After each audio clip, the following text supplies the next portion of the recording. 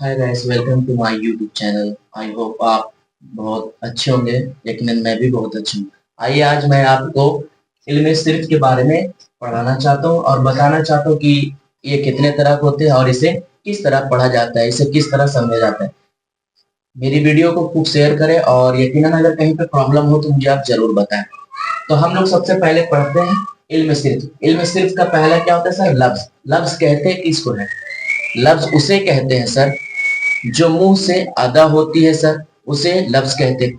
कोई भी बात आप बोलिएगा सर, हर एक बात लफ्ज होगा। क्या होगा? लफ्ज। लफ्ज दो तरह का होता है। कभी कभी आप ये भी देखते हैं कि सर इंसान कभी कभी मानीदार लफ्ज भी बोल देता है और बेमानीदार लफ्ज भी बोल देता है।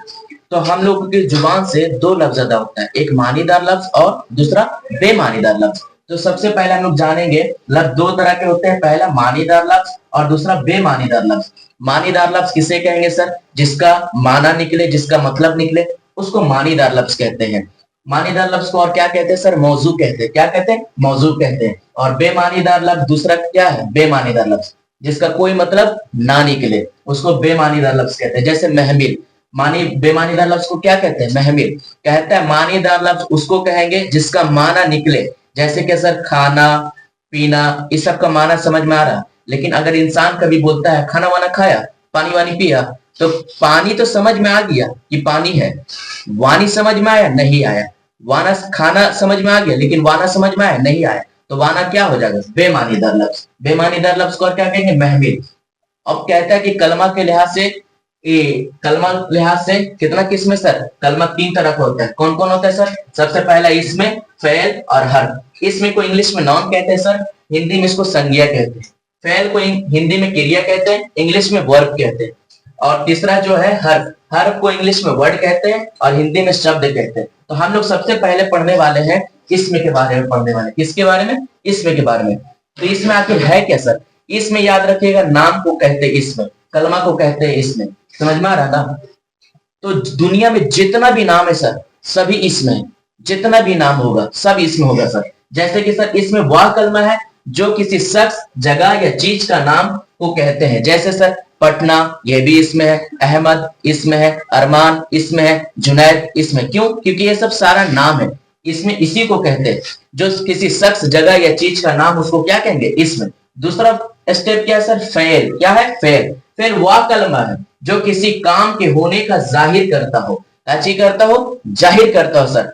अब फेल को हिंदी में हम लोग क्या कहेंगे? क्रिया, इंग्लिश में वर्ब। तो फेल में क्या होता है सर? किसी का काम के करने का पता चलता है। अब जैसे कि सर क्या कर रहा है? अहमद पढ़ रहा है। अहमद पढ़ रहा है। अहमद किस चीज का काम कर रहा है सर? पढ़ने का। तो पढ़ना हमारा क्या हो जाएगा? फेल हो जाएगा, क्रिया हो जाएगा सर। समझ में आ रहा है ना? तो फेल वह कलमा है जो किसी काम के होने का जाहिर करता हो, उसको फेल कहते हैं सर। जैसे कि अहमद पढ़ रहा है, अमन खाना खा रहा है, अमन बाजार घूमने के लिए चला जा रहा है। तो ये सब सेंटेंस क्या है सर? सब फेल है। तीसरा सेंटेंस हम लोग का क्या है सर? हुर्फ। क्या है? हुर्फ।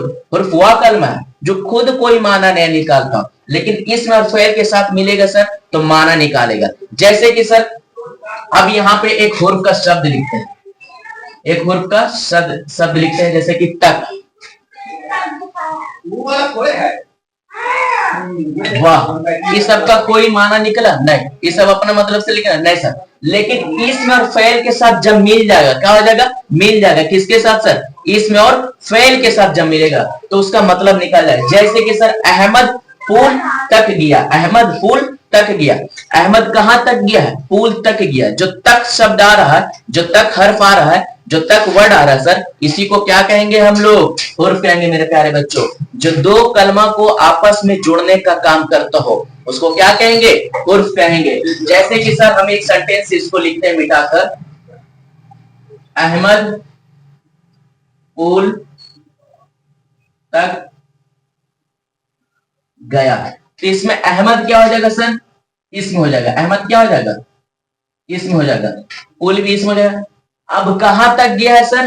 पुल तक गया है। तो गया तो समझ में यहाँ पर आ रहा, काम हो रहा सर जाने का, तो फेल हो जाएगा। क्या हो जाएगा? फेल हो जाएगा। क्या हो जाएगा? फेल हो जाएगा। अब ये जो तक जो बचा है मेरे प्यारे बच्चों, यही हर्फ हो जाएगा। ये क्या हो जाएगा? हर्फ हो जाएगा। याद रखिएगा, जो दो सेंटेंस को आपस में जोड़ने वाला जो शब्द रहता है जो हर्फ रहता है सर, उसी को हम लोग क्या कहेंगे, हर्फ कहेंगे। क्या कहेंगे, हर्फ कहेंगे। तो आपको समझ में आ गया कि इसमें क्या है सर, इसमें वह कलमा है जो किसी शख्स, जगह या चीज का नाम हो, उसको इसमें कहेंगे सर। मसलन अहमद, पटना, दिल्ली वगैरह।